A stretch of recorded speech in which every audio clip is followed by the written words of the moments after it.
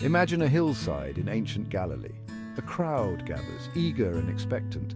At the center stands Jesus, about to deliver what would become one of the most famous speeches in history. This is the setting for the Sermon on the Mount. It's not just a speech, it's a blueprint for a new way of living. The sermon begins with the Beatitudes. These are short, powerful statements. Each one starts with "Blessed are." But what does blessed mean? It's more than just happy. It's about finding deep joy and purpose. The Beatitudes turn our usual ideas upside down. They show us a different path to true fulfillment. Jesus wasn't just talking to religious experts, he was speaking to ordinary people, fishermen, farmers, tax collectors, and homemakers. People like you and me. As we explore each Beatitude, we'll see how these ancient words can transform our modern lives. Let's look at each Beatitude one by one. Blessed are the poor in spirit, for theirs is the kingdom of heaven. This isn't about money, it's about recognizing our need for God. When we admit we don't have all the answers, we open ourselves to something greater. Blessed are those who mourn, for they will be comforted. How can sadness be a blessing? Jesus is telling us it's okay to feel pain. When we face our grief honestly, we find comfort. We discover a strength we didn't know we had. Blessed are the meek, for they will inherit the earth. Meekness isn't weakness, it's strength under control. Meek people don't push others down to lift themselves up. Blessed are those who hunger and thirst for righteousness, for they will be filled. This is about having a deep desire for what's right and good. When we pursue righteousness, we find a satisfaction that nothing else can give. Let's meet Sarah, a teacher in an inner-city school. Every day she faces challenges that would make many give up, but Sarah embodies, "Blessed are the merciful, for they will receive mercy." She shows kindness to students others have written off. She sees potential where others see problems. Her mercy changes lives, one student at a time. Then there's Mark, a businessman who lost everything in a market crash. Instead of becoming bitter, he chose to live out. Blessed are the pure in heart, for they will see God. He started over with honesty and integrity. He found joy in simple things.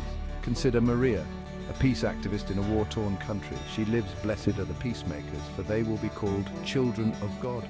Despite danger, she brings opposing groups together.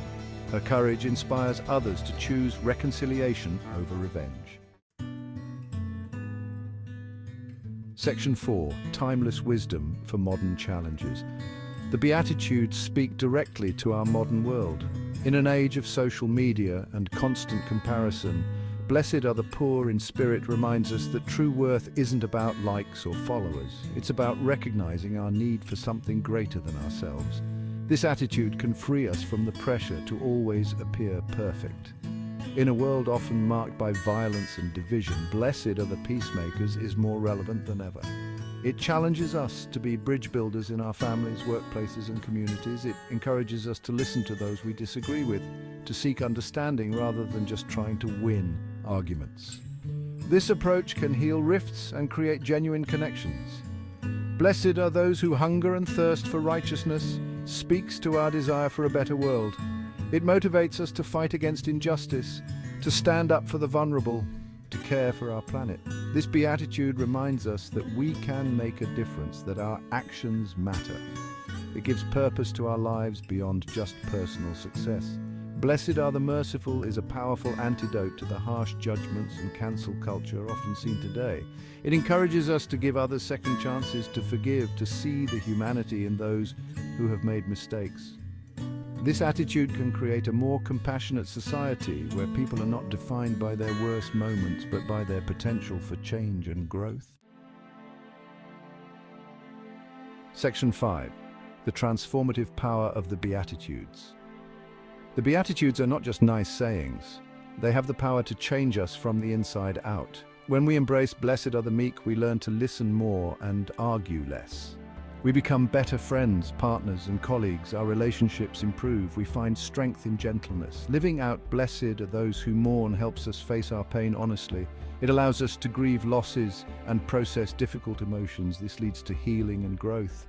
"Blessed are the pure in heart" challenges us to live with integrity. It encourages us to align our actions with our values. This brings a sense of peace and wholeness. We inspire trust in others. Section 6, Embracing the Beatitudes, a path to inner peace. The Beatitudes offer us a roadmap to inner peace. They show us that true happiness doesn't come from external circumstances, it comes from within. When we align our lives with these teachings, we find a deep sense of purpose and contentment.